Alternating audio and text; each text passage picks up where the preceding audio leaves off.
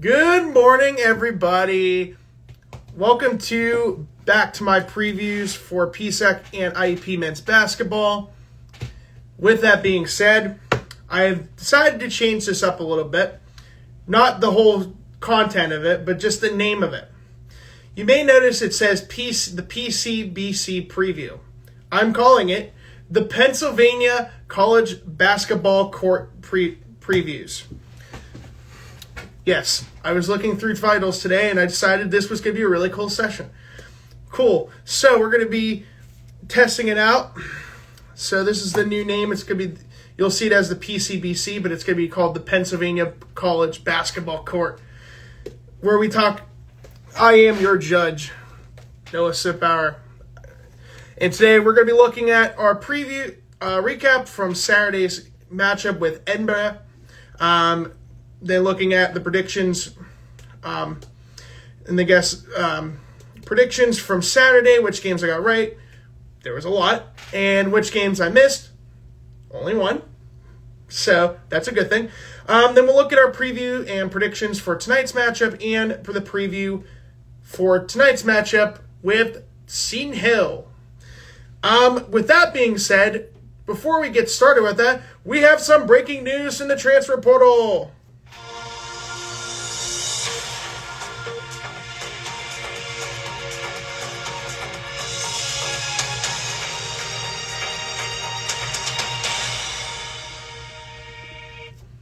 Court is now in session.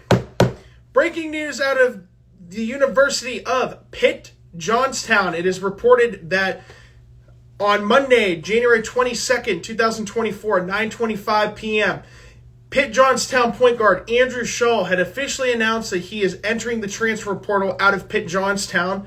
The redshirt sophomore was playing his second season with the Mountain Cats.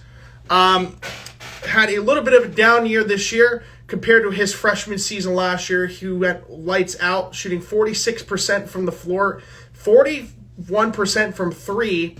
This season, he's shooting about 40% from three. Big surprise for the Milton, West Virginia native to be entering the transfer portal as he looks to go into where he will go in the near future. I will keep you posted on where he ends up transferring. For his career stats, he played 46 games with Pitt Johnstown, started 44. Had 11.2 points per game, 3.4 assists, 3.6 rebounds, shooting 42% from the floor, 40% from three, 85% free throw percentage shooter. So whoever gets Andrew Shaw is going to get a really good, reliable shooter. But time will tell where that has. Accolades so far in his career, he was second team all PSAC last year. He was the PSAC West Freshman of the Year and was voted as the Pitt Johnstown Man Athlete of the Year. So best of luck to his future endeavors on where he will go. Like I said, whoever gets him is going to get a huge addition to their lineup. All right, with that being said, we look at the recap for Saturday's matchup. The Crimson Hawks headed into this Saturday afternoon matchup facing a stingy Edinburgh team that just came off a big win on the road at Mercyhurst last Wednesday. Bernie Blunt entered this matchup with about averaging 20.9 points per game. He was the number 3 scorer in the PSAC. IUP was able to shut him down to only 16 points in this game shooting 5 of 19 from the floor and 2 of 7 from 3, with only 4 rebounds. In the first half, IUP led 34-26. In the first half, Edinburgh shooting 10 of 26 from the floor, 38.46%, 3 of 8 from three-point range, 37.5%, and 3 of 4 from the free throw line at 75%. In the first half for IUP shot 12 of 29, 41.38%, 4 of 12 from 3, 33.3%, and 6 of 7 from the free throw line, 85.7%. In the second half, IUP once again took advantage of this matchup, outscoring Edinburgh 38-34 in the second half. In the second half, Edinburgh shot 14 of 33 from the floor, 42.4%. Only 2 of 10 from 3, 20%. And hit all 4 of their free throws to go along with that. In the second half, IUP shot 14 of 27 from the field, 51.85%. Only 2 of 9 from three-point range, 22.2%. And shot 8 of 12 from the free throw line, 66.7%. Overall, Edinburgh shot 40.7% from the floor, shooting 24 of 59 from the field, 5 of 18 from 3, 27.8%, and 7 of 8 from the free throw line, 87.5%. IUP overall shot 26 of 56 from the floor, 46.4%, 6 of 21 from 3, 28.6%, and shot 14 of 19 from the free throw line, 73.7%. For Edinburgh, Bernie Blunt again was their number one scorer, 16 points, 4 rebounds, and 0 assists, and played 39 minutes for Edinburgh. Jack Gallagher scored 11 points, 5 rebounds, 2 assists, shooting 4-7 from the floor, 1 of 2 from 3. Dante Wilcott, 8 points, 6 rebounds, 1 assist. Medor Say, 6.7 rebounds, 2 assists. And looking at IUP, Garvin Clark continued his incredible performance from his game last week at Pitt Johnstown, scoring 27. In this matchup against Edinburgh, he scores 30 points, shooting 10 of 15 from the floor, 0 for 3 from three-point range, but 10 of 11 from the free throw line. Had 4 rebounds and 6 assists, along with 1 block and 2 steals. Porterfield cemented himself as he continues to climb the rankings for points scored in program history. He currently sits right now at 1,612. He passed Dante Lombardi for 8th all-time. I had posted this on my Twitter account for IUP. And Dante and I were able to discuss, it was hard to believe.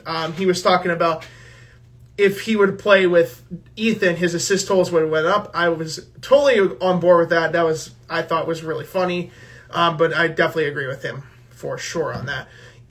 Ethan Porterfield scored 18 points, 9 rebounds, 3 assists. Jalen Stewart, 11 points, 4 rebounds, 1 assist. Radford shot only 2 of 7 from 3, but he had 8 points and 1 assist. KJ Rhodes, 0 points, but 7 rebounds. 4 of them are offensive rebounds. So another huge game for him. But we reach our final score of 72-60. IUP beats Edinburgh. IUP advances to 11-5 overall, 8-2 in conference play, still sitting in the 3rd place spot, while Edinburgh drops to 5-12, 4-7 in conference play. Now, with that being said, we take a look at the rankings so far. So 3 teams continue to be in the top 25 for Division II. Leading that way this week is Gannon. They moved up 3 spots from 15 to 12. California, Cal Vulcans, they were 18 last week. They are 17. We will see them on Monday as a top-ranked team in the nation. It's one of the top 25 teams in the country. And East Stroudsburg, after their loss to Lock Haven last week, dropped 8 spots from 11 to 19. Looking at the regional standings, IUP is just outside the top 8 to be qualified for the 2024 Atlantic Region Championships. The top 8 teams make the tournament, so IUP, if they can continue to win, will be in good shape. They just got to keep winning, and hopefully they will continue to win. They are going to especially need that in their next couple matchups. With that being said, we look at from the matchups from Saturday. Good news is there was only 8 games on the schedule. 7 out of 8 I got correct. Only 1 game was decided to be the one that I unfortunately got incorrect. That was Mercyhurst and Seton Hill. I was listening to that game on my way home, and my goodness, Ryan Mace puts up an incredible basket to put Seton Hill up 66-65 with 5 seconds left to go. Mercyhurst gets a timeout. Then they get a deflection from Seton Hill off deflection that goes out of bounds, 2.6 seconds. And then Mercyhurst hits the game-winning 3. Jeff Planinis in the left corner hits the game-winning 3 at the buzzer to secure a 68-66 win for the Lakers. Had he missed that 3, I would have had a perfect 8-0 record for the day. But 7-1 is still nothing to complain about. In the last 2 prediction days, last week overall went 13-3 on predictions. So I will not complain about that. Kutztown, Bloomsburg. Bloomsburg won 80-78. Really close game from start to finish. Matt Bengal was 23 points. Amir Cunningham for Kutztown at 28. Let's see. Millersville and Mansfield picked Millersville. They won by 18, 82-64. Lock Haven over Shepherd picked Lock Haven to win, 84-72. IUP, of course, picked IUP. They won by 12, 72-60. Gannon at Clarion picked Gannon, won by 22, 95-73. The final there. Mercyhurst at Seton Hill picked Seton Hill, incorrect. Lost by 2 on a buzzer beater from Jeff Planinis. And SRU at Pitt Johnstown picked SRU, won 80-77 overall. So, not a bad day. Another good day for my predictions once again. Looking at the standings as of right now, we are currently over halfway through the regular season already. Only 12 games left in the regular season. Hard to believe that before the PSAC tournament begins in the first week of March.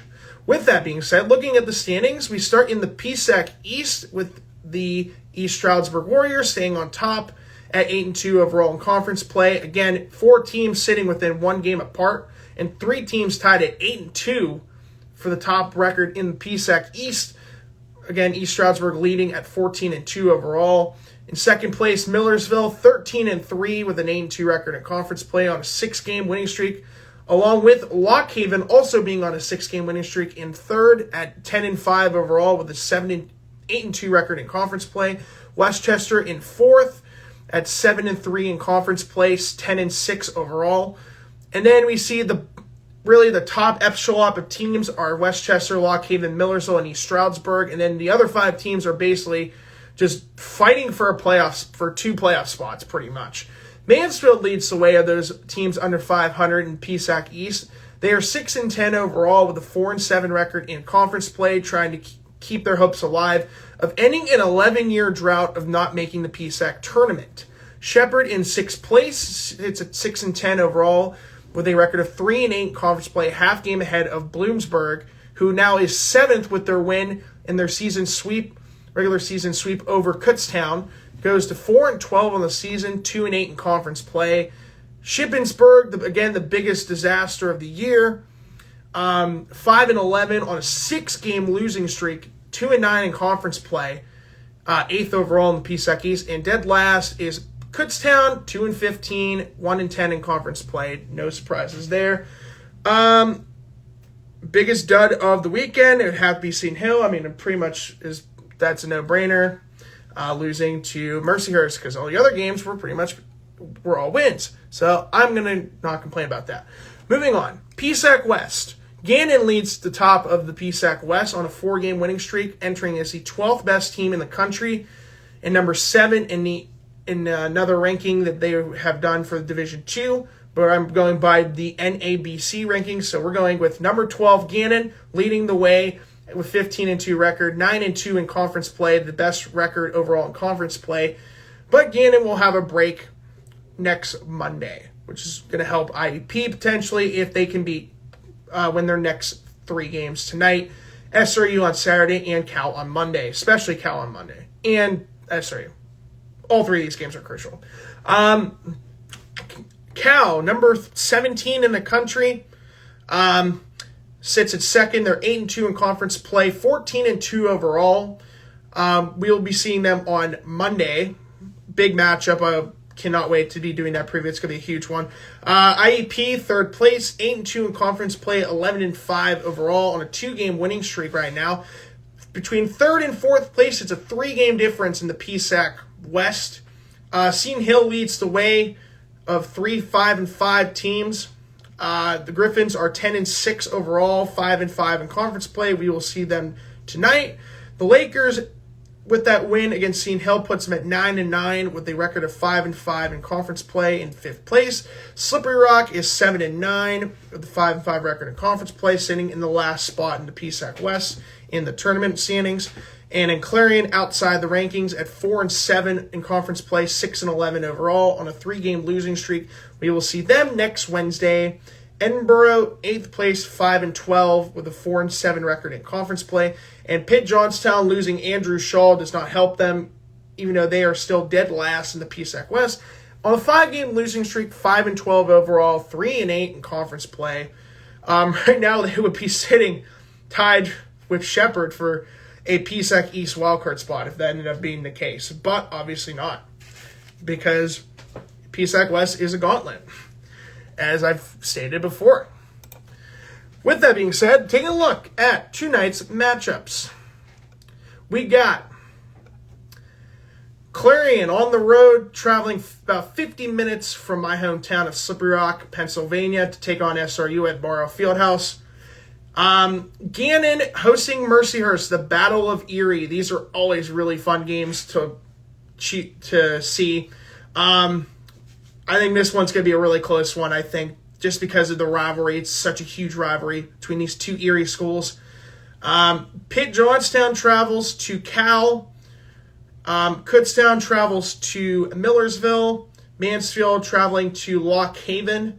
So about down US 15 to Route 80 to I-80. And then East Stroudsburg traveling west on I-80 about 85 miles to Bloomsburg as the 7:30 games. And then IEP game I will be in attendance for. And fortunately, I will be at 3 of the next 4, possibly 4 of the next 5 IEP games. Definitely tonight. Saturday, I will not be in attendance against SRU. Monday at Cal. At home, again, IEP, that is most likely a game I will be at. And definitely next Wednesday at Clarion. And then in 2 weeks when they play at Mercyhurst up in Erie, is still up in the air. Most likely will be there, barring any issues. With that being said, and then one game at 8 o'clock, Westchester traveling to Shippensburg. All right, so let's look at the preview for this matchup between IEP and Seton Hill. Crimson Hawks travel down US 119 to the county seat of Westmoreland County. That is Greensburg. Crimson Hawks enter this matchup 11-5 overall with an 8-2 record in conference play. They are third in the PSAC West, coming off a 12-point win against Edinburgh at home at KCAC. Seton Hill comes in this matchup 10-6 with a record of 5-5 in conference play, fourth in the PSAC West, after a 2-point loss at the buzzer at home at the McKenna Center to Mercyhurst. This is the 24th all-time meeting between these two programs. IUP is 22-1 all-time against the Crimson Hawks. Lombardi is 20-1 all-time against them. IUP went 2-0 last year. Their last matchup was the game I was actually at last year at McKenna Center, where they won 73-52. Now let's take a look at the 7 key elements of Noah's fundamentals of college basketball.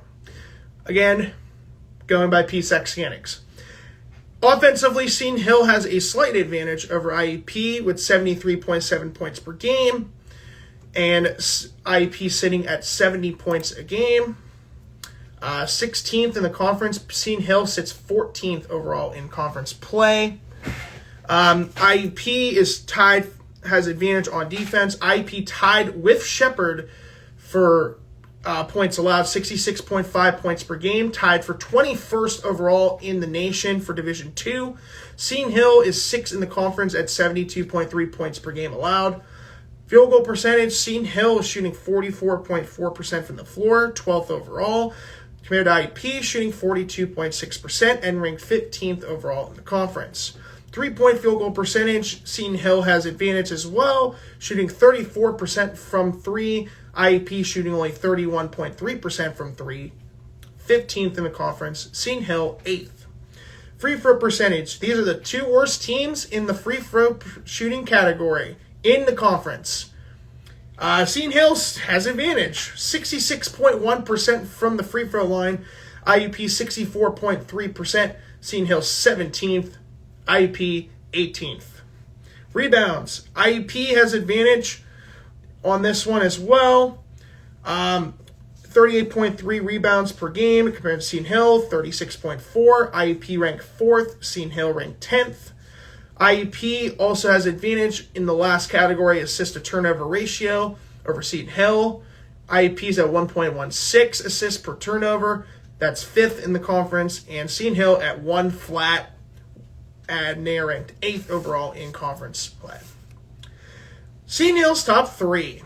It is led by number 22, Ryan Mace, who is 17th in scoring in the PSAC with 15.4 points per game, with 3.3 rebounds. He is 13th in the conference at shooting 45.5% from the floor, 7th overall in three-point percentage at 41.5%.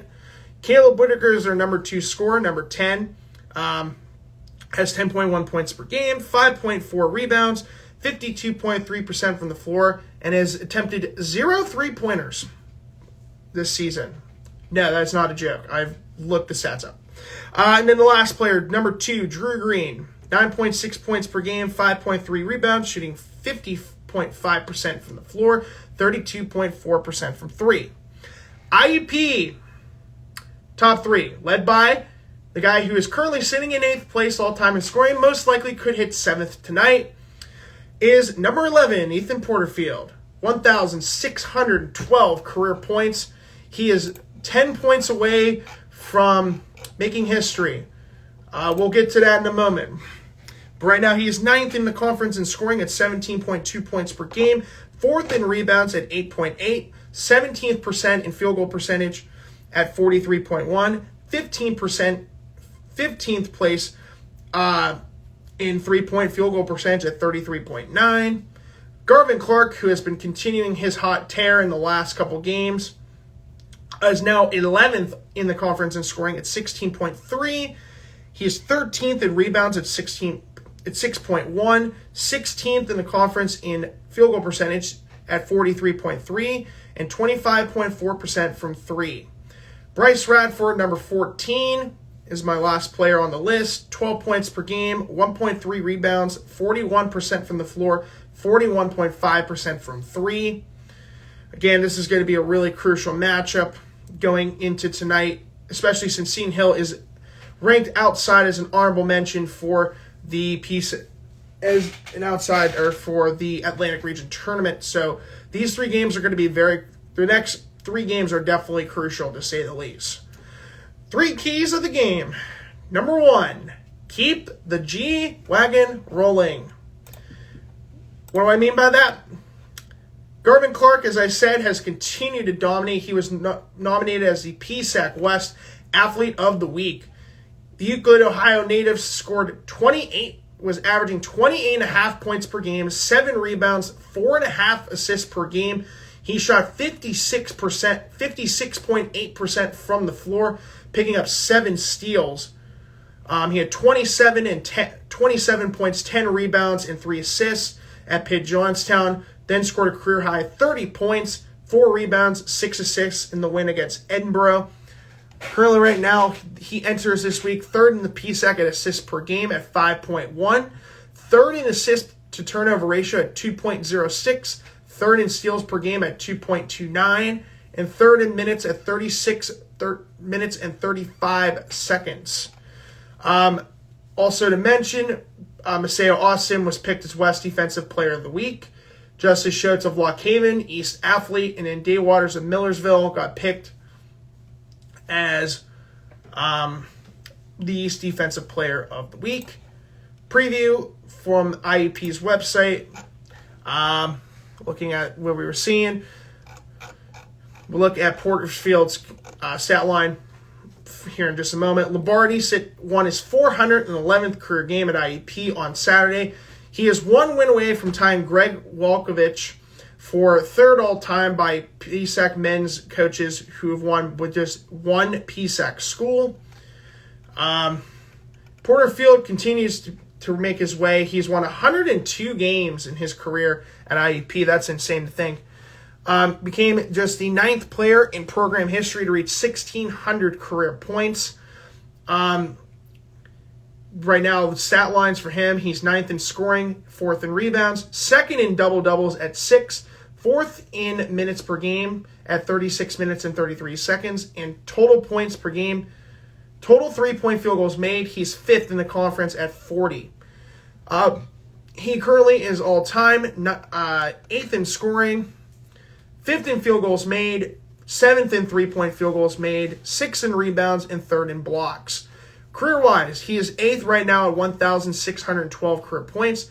He needs 10 points tonight to pass Eddie Patterson for 7th all-time. Field goals made, he is now the 5th player in program history to make 600 career field goals made. He is 49 from passing Jacobo Diaz, and he's actually in reach to potentially be the 2nd highest field goals made in program history. He is only 59 from being 2nd all-time on that list.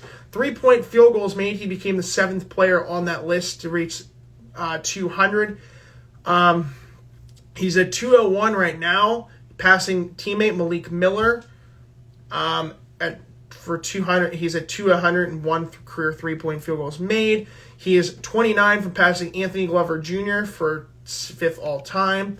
Career rebounds, he's 6th all-time at 768. He most likely will not hit 5th until later in the season. In career blocks, he's at 149, only 13 away from tying Darrell Webb for 1st all-time or 2nd all-time. With that being said, we look at our predictions for tonight's matchup. Like I said, 13-3 overall last week, 6-2 on Wednesday, 7-1 on Saturday, boosting my total to 52-26 since December 18th, 2023, with a winning percentage of .667. With that being said, we look at our matchups. Clarion, 6-11 overall in conference play, 4-7 in conference play, 6-11 overall. 7 SRU, 7-9 at 5-5 in conference play. I am picking SRU. They've been playing really well as of late, and they've really started to hit their stride. You know, they played really well. They beat Cal, almost beat Gannon, beat Pitt Johnstown, of course, with no Andrew Scholl. But SRU's been playing really well, and I think Gannon's been going downhill. I'm staying with SRU in this matchup for tonight. Mercyhurst at Gannon, this is going to be a really close matchup, I think, because the Erie rivalry is such a huge one between these two schools. Most likely going to be a sellout at Haggerty Family Sports Center at Cathedral Prep for sure. I am picking Gannon to stay on top in this matchup. Pitt Johnstown on the road at Cal. I'm picking Cal. Pitt Johnstown has just been on a decline, and again, losing arguably their best player in Andrew Scholl. Cal has just been playing with really well lately. I'm going to stay with Cal. Kutztown at Millersville. Give me the lock of the week. Lock of the night. This is my pick for lock of the night. I almost was going to pick Cal over Pitt Johnstown as a lock, but this one I'm definitely going to put an extra big circle over this one. Millersville over Kutztown. This is going to be an easy pick. Kutztown is the bottom of the league, worst team in the conference. Millersville's been playing really well this year. Probably one of the contenders in the East to be in the PSAC Conference Championship game.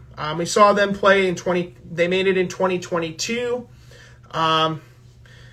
They could be a team that could potentially make it to the PSAC Conference Championship game. Time will tell. Mansfield at Lock Haven. I am staying with Lock Haven. They've been playing really well as well. Also on a 6-game winning streak. Mansfield just hoping to keep themselves alive in the playoff hunt. Wishing them best of luck to still make it in, regardless. East Stroudsburg at Bloomsburg. Despite Bloomsburg winning against Kutztown and getting its 2nd conference win of the season, I am staying with East Stroudsburg in this matchup. East Stroudsburg's probably the number 1 contender out of the East. Probably one of the big, as I said, in terms of contenders, you got East Stroudsburg, you got Millersville, Lock Haven, IEP, Cal, and Gannon all are fighting for that spot. So the quarterfinals could get really interesting in terms of the matchups. Then the 8 o'clock game, Westchester at Shippensburg. I am staying against Shippensburg until further notice. I'm picking Westchester in this game. And that leads us to tonight's matchup, IEP at Seton Hill. Again, IEP has usually never struggled with Seton Hill in recent years. Last year won by 21 at the game I went to at McKenna Center last year.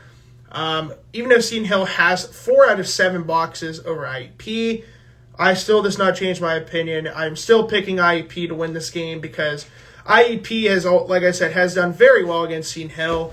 The only guy I'm really going to have to say they worry about is Ryan Mace. Other than that, yeah, I just think it's beneficial for me to pick IEP. I forgot to go back to my other 2 keys. I went for the keep G. Number 1, keep the G-Wagon rolling with Garvin Clark. Number 2, can Ethan make more history tonight? As I said, he's only 10 points from reaching 7th all-time in scoring. So I'll be keeping track of that for sure. And number 3, simple as this, just keep winning. Because, I mean, if you lose, it's going to hurt you a little bit. But just keep on winning games. With Cal coming up this week, that's going to be a big matchup at home. Cal has lost 21 straight matchups against IEP. They're going to definitely want blood for their matchup against IEP. They just have to keep winning because Gannon and Cal are probably going to be competing for those top 2 spots. IEP has to keep winning in order to keep their chances alive at getting a first-round bye in the PSAC West. As we saw with the standings, if the playoffs were today, East Stroudsburg and Millersville would get first-round byes. In the East, Lock Haven versus Shepherd, Westchester versus Manfield. That's probably going to stay the same for a while now. And then in the PSAC West, it's still the same. Gannon and Cal are the top 2 seeds, first-round byes to the quarterfinals. IEP would host SRU. Seton Hill would host Merciers. All right, y'all. With that being said, I hope y'all enjoyed this first session of PCBC. Hopefully tonight will be a good drive down. Hopefully nothing too serious will happen. But I will keep you guys posted on later tonight being at the McKenna Center. With that being said, hope you guys enjoyed today's episode. I will see you guys on Friday for Saturday's previews. Till then, you are dismissed.